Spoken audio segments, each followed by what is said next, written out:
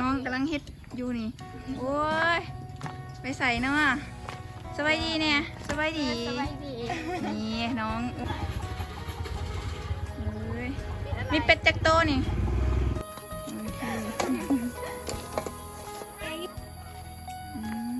มีทรงเท้ากำลังเบิ่งผลงานไม่ยังนี่หลังจากอันฝนตกงามเนาะเขียวตอนนั้นหันยังบริงามสำปานนี้สำหรับอันแห้งเตียวอาจื้อวอด FC ที่อันเฮาอันถ่ายคลิปนำบ่จันอิเตียว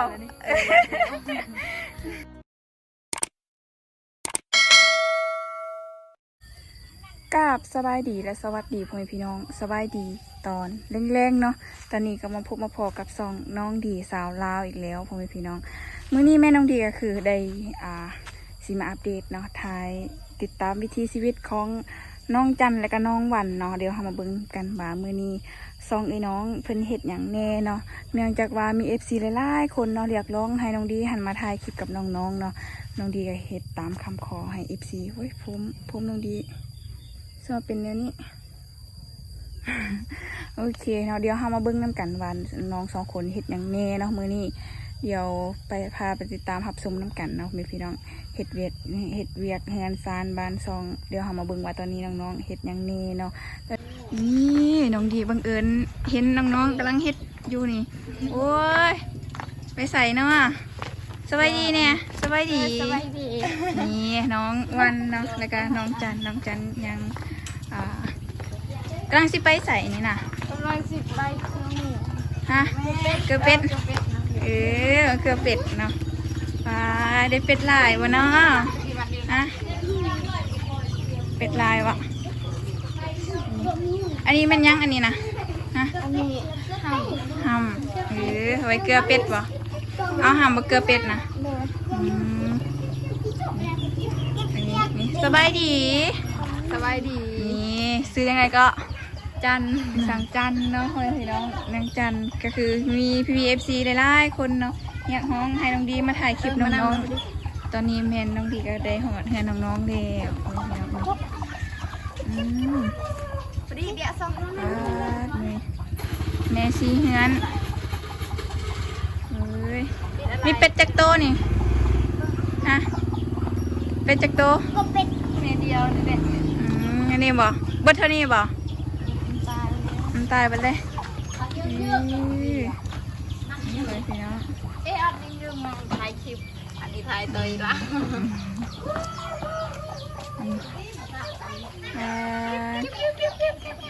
อะไรเจ๊ปกติก็2 คนอยู่ว่าเป็นคนนั้นเกลือแต่ละมื้อ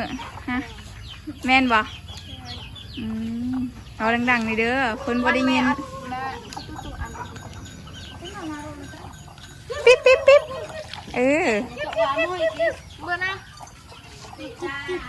มันเตจ้าเดี๋ยวมันคือบุกิน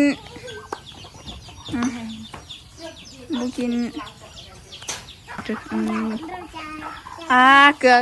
ไก่ลายบอกมีไก่จักโตยังบูฮูบ่ได้นับมันลายเนาะเลี้ยงให้ไผ่มันกินเนาะเบิ่งนะว่านี่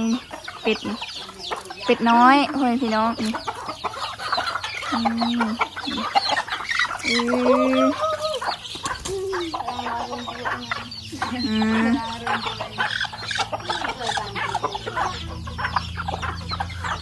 เลี้ยงไว้ให้นุ่มๆมาเยี่ยมสิค้าให้เพื่อนกินอยู่อ่ะถ้าเพื่อนมาเยี่ยมทันมาก็ค้าให้กินแล้วเนาะถ้าเพื่อนมาเนาะนี่ว่านี่พ่อแม่พี่น้องสะดุดตาบ่นี่ชิ้นของน้องวันนี่อันนี้ชิ้นส้นเท้าอย่างนี้ส้นเท้าตะโอ้ยปกติก็นุ่งแบบนี้บ่ล่ะเมซี่งานเนาะนี่ปกติน้องเคยแบบว่าเคยไปไปฟ้อนไปรำพ่อแม่พี่น้องแม่นบ่เคยว่าไปรำแล้วแต่ตามเทศกาลนะเขาจะจัดกิจกรรมนะเขาจะสิให้ไปแข่งขันพูนอยู่ในเมืองคุณเคยชนะบ่ว่าเคยนะเขาเคยเห็นอยู่มีรางวัลนึงเนาะ เคยแบบมีรางวัลอยู่ตอนนั้นอืม ที่สอง ได้ที่สองนี่ว่าได้ไก่หลายเลยเพื่อนพี่น้องนี่เป็ดนี่ ได้เป็นเรกลายสายเล็กที่เตาตัวเรา ต่อนะนี่มันสิกินแต่ข้าวสารเพื่อนพี่น้องเพราะว่าหำมันบุกินน้ำแกบมันบุกินมันกินแต่ข้าวสารมื้อนี้ไปใส่มื้อนี้ลองแบบว่ายืนใกล้ๆกันได้ไหมจังนี้เข้ากันมื้อนี้ไปใส่มื้อนี้ ไปปลูกมันต้น ไปปลูกมันต้น อันนี้ไม่ได้ไปเซ็ง ไปเซ็ง กลับไปรวมเขาสิเซ็ง อ๋อไปรวมเขาสิเซ็งมาแล้วบ่ใกล้สิเซ็งแล้วเนาะ มืออื่น โอ้ มอสี่ อันพากให้พี่ๆเป็นกำลังใจให้น้องนี่เด้อจบสันมใดก็ มอสี่ มสี่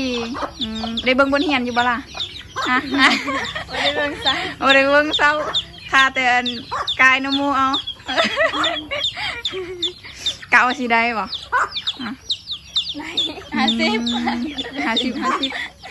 อันแล้วเข้าเจ้าแบบมีการเก็บบ่แบบเก็บเงินเก็บหยังมีการให้เฮาเซ็งอยู่รู้ได้เก็บคนละเท่าใด ำ150,000 คนละ150,000เก็บอันนี้เก็บเพื่ออีหยังเขาเจ้าไปเฮ็ดอีหยัง เก็บเพื่อเขาเอาไปกินรวมกัน อ๋อกินรวมกินน้ำกินในให้ครัวจานกินน้ำกินใน แค่เดือนในครัวจาน นี่ครัวพี่น้องสาวงามบ้านป่าเนาะที่พี่ๆ FC หลายๆคนเนาะอยากห้องให้น้องดีมาถ่ายกับน้องๆดูนี่มาไลฟ์สดกะโอ้ยมื้อใดบ่เห็นน้องๆก็ถามหาเลย2คนนี่มื้อนี้น้องดีก็เฮ็ดตามคำขอนะเพื่อนพี่น้องนี่ก็เพิ่นก็ได้เฮ็ดอยู่ครัวกินนี่แม่ซีเหือนแท้ๆได้นุ่งซินเนาะนุ่งผ้าทุ่งคนไทยก็สิเอิ้นผ้าทุ่งแต่ว่าคนลาวเฮาก็สิเอิ้นซินเนาะนี่เป็นระเบียบเรียบร้อยอันนี้ก็คือสาวลาวของถ้าเฮาก็จะประมาณนี้เนาะเฮาก็สิบ่ลืมกันนุ่งคือตั้งแต่แบบรุ่นสู่รุ่นหั่นน่ะเฮาก็สินุ่งซินเสื้อลายนะเพื่อนพี่น้องนี่ปกติก็เกลือไก่กลางตอนแรกอันเกลือบ่ ตอนแรกกับต้นสาว ตอนแรกก็ตอนเช้าตอนสวยเดี๋ยวบ่ได้เกลือได้แต่งอยู่พอกินแล้วบ่มื้อนี้หรือยัง นะ ได้ยังกินนู่นนี่ ตั้งข้าวปุ้น ต้องปุ้น ตั้งข้าวปุ้น ได้นึ่งข้าวหรอบ่ใครเป็นคนนึ่งข้าว ค่อย อ๋อผู้นี้บ่อุ้ยมาบ่ทันเด้เนาะได้นึ่งแล้วบ่นี่เฮ้ยบ่ฮู้เนาะบ่ทันมาแต่เช้ามาแต่บ่แม่นเช้าดอกประมาณจักโมงนึงข้าวปกติ 2 โมงเลย 2 โมงไว้เนาะไว้เนาะเป็นหยังคือนึ่งไว้แท้มันสิบ่เย็นก่อนบ่ล่ะเวลาเฮากิน กะนึ่งไว้เพราะว่ายันซาเดเพราะว่าคือมาจังยันบางทีกะเข้าเวิร์ดแหละกะ หิวเพิ่นแบบว่ามาแต่เฮ็ดเวียกหั้นนะคุณแม่พี่น้องก็คือเข้าเบิดหั้นนะเพิ่นก็สิหิวเนาะเพราะว่าเฮาก็ต้องใส่เฮ็ดงานหนักๆการที่ได้แบบได้เฮ็ดเวียกหั้นนะเฮากลับมาก็ต้องแบบแต่งอยู่ครัวกินให้มันแล้วเนาะโอเคคุณแม่พี่น้องก็จะประมาณนี้คร่าวๆเนาะเดี๋ยวน้องๆสิพาเอื้อยไปเบิ่งสวนแม่นบ่เมื่อกี้นี่ป่ะเดี๋ยวไปเบิ่งสวนนำกันบัดนี้สวนทางใดล่ะบัดนี้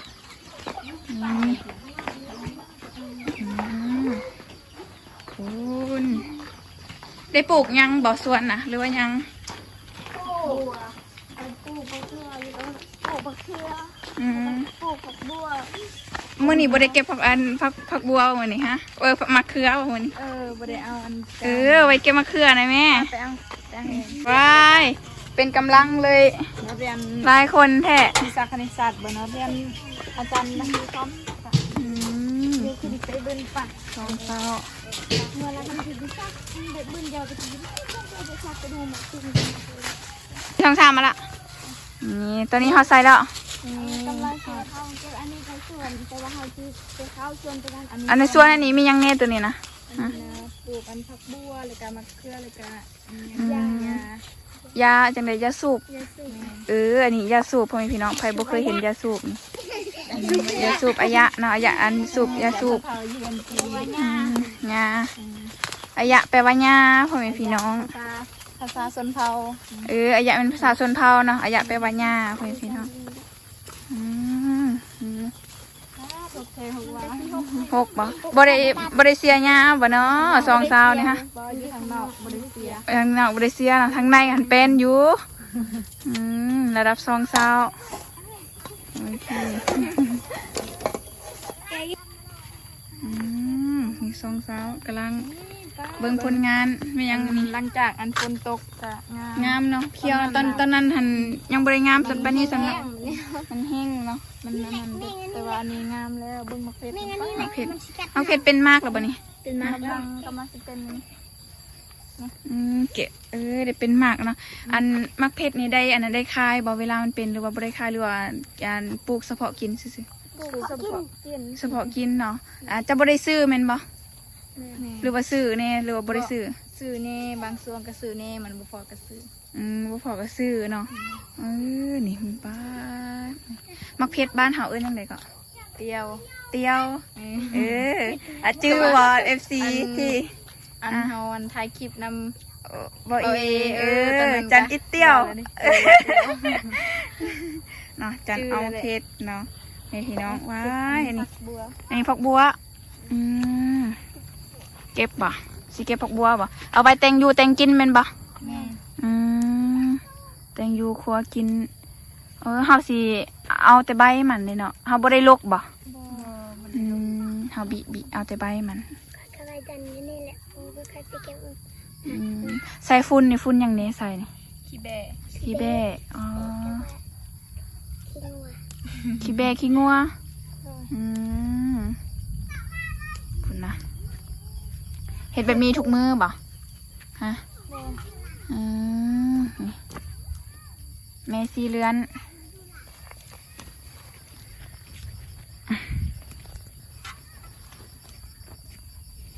แม่มาค่ะฝนตกแล้วมันสิงาม อันนี้อันผักบัวเนี่ยอันเอาไปเฮ็ดอันยังเนกิน ใส่กับนี้ยังเนฮะ แกงปลาหรือว่าแกงกระดูกหมูยังก็ได้ ก็คือสามารถเฮ็ดหลายๆเมนูได้เนาะ ใส่ได้หลายอย่าง ใส่ได้หลายอย่างเห็นมะเขือมันเป็นอยู่ปะล่ะฮะไผ่เป็นเป็นคนปลูกอันนี้นะฮะสลีนี่ 2 คน 2 คนนี่เว้ยสิได้กินอยู่บ่เนาะนี่สิได้ตอนรับอันนุ่มไทยมาอยู่บ่เนาะ ต้นฮักยินดีต้นฮัก สิให้กินสลีนี่บ่สิได้กินอยู่บ่เนาะ มันกินได้ก็กิน กินได้ก็กินเลยเนาะคือปลูกน้อยแท้ บ่มีพื้นที่ปลูกเด้ มีพื้นที่ นั่นแน่ นี่แน่เนาะนี่เนี่ยผักมะเขือนี่เป็นอยู่บ่ล่ะมะเขือนี่เป็นมากอยู่บ่ กำลังเป็นมันก็เป็นนะเด้ เก็บบ่หรือบ่ได้เก็บ เก็บบ่เก็บคู่มือแหละบ่มีของกินค่ะ บุญของกินก็คือเอามะเขือ เมนู แล้ว เมนูหลักๆมันมะเขือ มะเขือ ลองลืบเบิ่งทางนั้นฮะ ไก่เลย คือจะวางที่นี่แหละกินทุกมื้อเนาะก็เลยแบบแต่ทำอิดอันดกบ่แต่กินทุกมื้อเนาะ บางทีก็อันมีแบบพี่น้องเขามาขอกินน้ำกัน พี่น้องมาขอกินน้ำได้จักมากแล้วนี่ มะเขือก็จนสิเป็นบ่ทันเลยกินคู่มือ กินคู่มื้อบุมีอันกินเนาะ เบิดจะเบิดได้ ห้ามเนี่ยมะเขือนี่สามารถเฮ็ดเมนูอย่างนี้ปกติน้องๆกินแบบใด ต้ม ต้ม เอาไปต เอาไปตำเนียนมะเขือ ำแล้วก็กินแบบจำแจวก็ได้ กินดิบได้วะ แม่นกินแบบง่าย พาแล้วก็อันคุยแจว ๆหรือว่ากินกับลาบยังก็ได้มี เคยเฮ็ดกินอยู่ปะ เคยกินกับลาบปลา โอ้ยนี่โอ้ทั้งพุ่นจังได้กะฝากพี่ๆ FC เป็นกำลังใจให้น้องวันสีเซ็งมืออื่นจังได้อันขอกำลังใจจาก FC เนี่ย ก็ขอกำลังใจจาก FC ในเด้อสนับสนุนก็จะไล่ๆให้ FC เนาะให้ FC มันเป็นกำลังใจให้ เป็นกำลังใจให้เดี๋ยวน้องวันกสิทาอ่านเบิ้งคอมเมนต์เนาะว่าพี่ๆ FC ให้กำลังใจได้เนน้องจะได้แบบมีกำลังใจในการเซ็งป้านหัวสิงไข่นี่หลายเว้ยหัวสิงไข่นี่ ทีมงานเขาก็หลายได้นี่เขาจะมาเบิ่งนี่นะได้ลายอยู่บ่เลยเบิ่งเนี่ยเบิ่งเนี่ยอู้พูนะอันนี้ก็ได้เนียนใส่นี่ก็ใส่ใส่พวกบัวได้นี่กินทันอยู่บาลานี่นะหัวสิงไข่นี่บ่ทันลายพูดเนาะเก็บให้เอื้อยเนี่ย ว่าสิใครบ่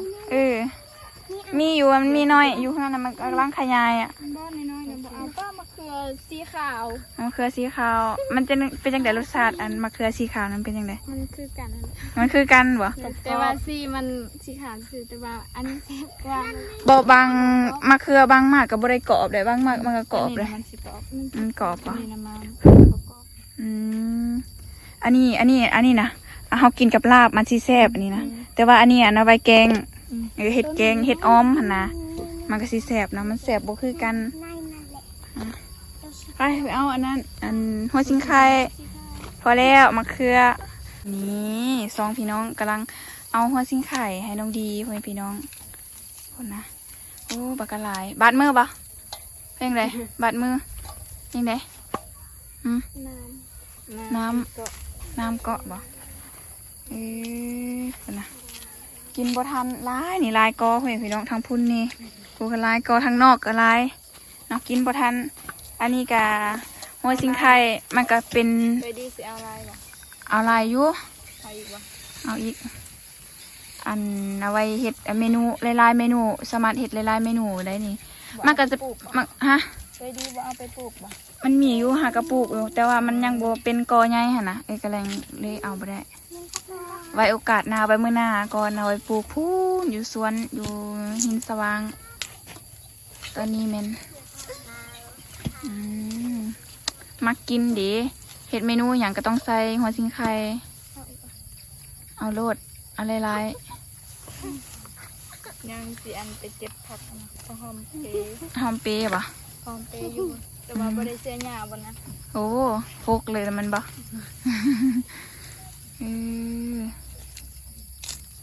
ปุ่นนะอันนี้รางวัลของคนขยันสิมีอย่างบ่เนาะอันนี้ FC ตัวยงมาทายยามใดก็มาตลอดเลยอันนี้ใหญ่มากเลยมันพูดงามๆนี่โอ้ยอัดหน้าอัดตาอยู่ในโชว์ความงามเนี่ยสบายดีเนี่ยสบายดีจังเลย สบายดี นี่ซื้อจังใดก็ ซื้อปลานี ซื้อปลานี่น้องปลานี่เฮียนห้องได้แล้วฮะ มหนึ่ง ม.1โอ้เก่งแท้อายุจักปีแล้ว 12 ปีแล้ว 12 ปีแหละโอ้เก่งเว้ยอันนี้เด้สบายดี สวัสดี เอาผู้ว่าน้อยเบิ่งนะหัวอย่างซีดซอยเอาเบิ่งนะอารมณ์ดีแท้ฮะสมาอารมณ์ดีแท้นะผู้ว่านี่ฮะเคินกล่องบ่นี่ปัดใหญ่มาแล้วมาเบิ่งเด้อ